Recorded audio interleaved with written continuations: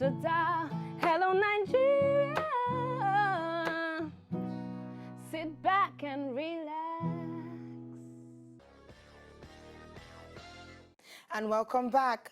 We already told you that we'll be having a wonderful guest today. And actually, she was formerly a style blogger, and now she's a great fashion entrepreneur. She is the creative director of Ronkefeller Collections. She's actually here to, tell us how it's been and, tips that we can actually employ in styling. Her name is ADERONKE Thank you. Please tell me that you got that right. Yes, you got it right. ADERONKE Enoabasi Adefalujo. Where did I don't like to leave the Enobasi out of it. Where did Enobasi come from? So which of your parents? My mom is a Akwa Ibom, so I'm a proud Akwa Ibomite. So where in Akwa Ibom exactly? Iko Kwadin in local government. Oh wow! Do you know the place? This one you're asking. I do. I schooled in Unical. Don't worry. Sorry, I forgot. My bad. It's good to have you, Ronkefeller, aka Slayonce. Yes, now, so Ronkefeller has actually built a career. You built a career from style blogging, and now you're a fashion entrepreneur, and you run your own collection. You're the creative director of Ronkefeller Collections. Let's go back to the very, very beginning when this whole journey started. Lead us through it. Who did you see doing what you were doing that inspired you to follow this path as well? Okay, when I started, I didn't see any style blogger that was a fashion entrepreneur in Nigeria. Yes, in Nigeria, I didn't see anyone. I started blogging in 2016, and my main aim was to put Ankara fashion out there. I would say one of my mentors, then Irony of Ashi, but she's abroad. So in Nigeria, I'm like, you know what, since you love Ankara, why don't you just make beautiful pieces? And so I was always, curating styles, giving style tips on how to go to office, go to work, blah, blah, blah. And that was how I started. That was like July 2016. By December 2016, I didn't even have much followers, but let me say by December, I already had over 60,000 organic followers on Instagram.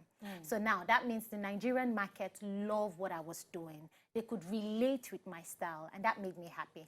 So I'm like, all this, as a style blogger, you work with other brands, and, they kind of give you clothes, whether gifts or even pay you to wear their pieces. So my wardrobe was just filled up with clothes. And I'm like, okay, I want to have a closet read. That's how I started. Let me just give out these pieces for, small change and still make money from it anyway. And I'm like, why, aside doing that, why don't I just, create my own, have my own designs and put out and see if people were going to, buy. That was December 11, 2016. I had my very first Ronkefeller made in Nigeria yacht sale, and it was sold out. I opened the yacht sale by 11. By 1 p.m., all the pieces, I had over 200 pieces, and they were all gone. That was how Ronkefeller Collection started. Oh, okay. Still on how it started, did you ever have this as a childhood dream?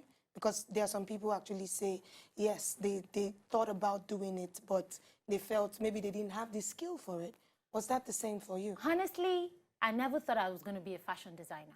My mom is my role model. She's a very great fashionista. Shout out to you, mommy. I never thought I was going to be a fashion designer. I thought I was going to be an actress because I even studied theater arts.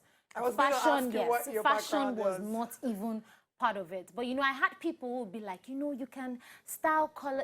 In university, my nickname was Rainbow because I was always carrying, the Rihanna Mohawk style, and I was loud with fashion. So I think it was inbuilt. Maybe I didn't actually, notice until 2 years ago.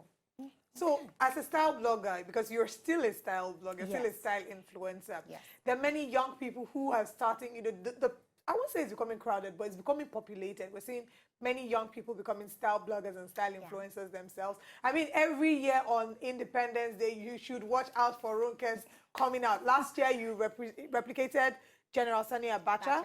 2 years ago, you had the green, white, green Agbada. So every year, you're always delivering. What would you say are some of the things and the tips that have helped you build your followership organically? I mean, from July to December in 1 year, you had over 60,000 followers, and that is it's no mean feat. So what would you say are some of the tips and tricks I give to help build your followers organically on social media? Like I always say, and I would say, is originality. If you're authentic, people love authenticity, you understand? So it's originality. When you know why you're in the game, you know what you want to put out there. Because Ronke can put out everything. Olive can put out everything. You can put out everything. So if you're a young person who feel like there is something missing in the fashion industry, bring it out.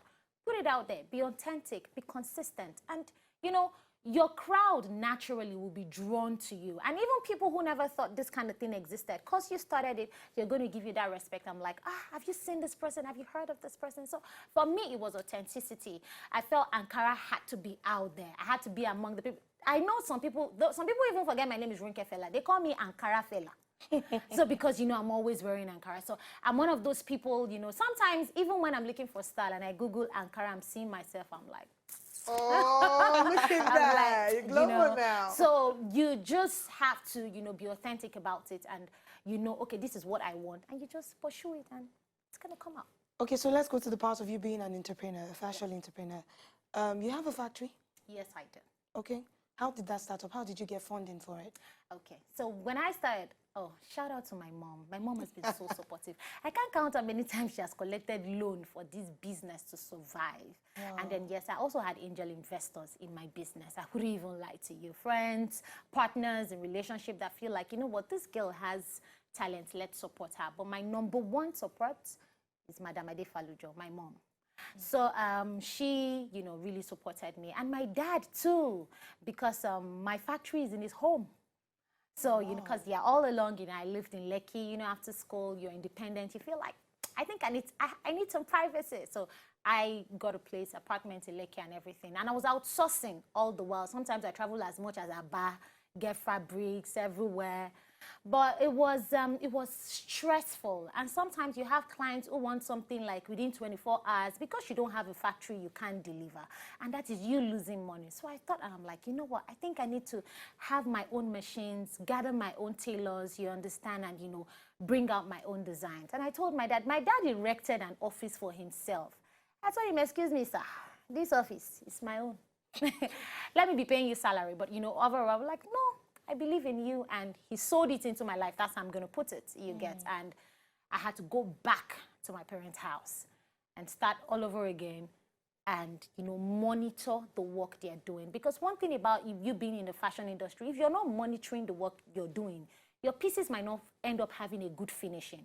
So if you're someone who is wanting to be in the, you want to make clothes or a fashion industry, you need to monitor your pieces. So you had to move back to your parents' house just because of your business? Just because of my business. Doing whatever you need to do to get the work done is one of the things that I'm picking away from this conversation now. Something we should shed more light on as well is some of the hiccups you face in the process of becoming a fashion entrepreneur.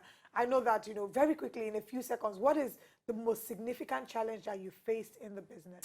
I won't lie to you. The most significant challenge facing is outsourcing.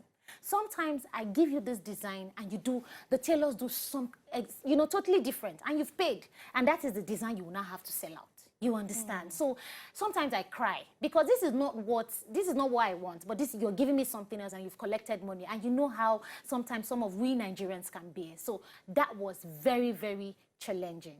Having to have, you know, not delivering up to taste, you understand, par excellence. That was very, very, very, very challenging for me. Okay. Right. Have you ever had a customer relationship, you know, what should I call it? Disturbing moment or drama? By the grace of God, our customers are very, very important to me. By the grace of God, we know how to handle such situations. Like I always say, I am sorry. It's the best thing that can happen. So if you just say, I'm sorry.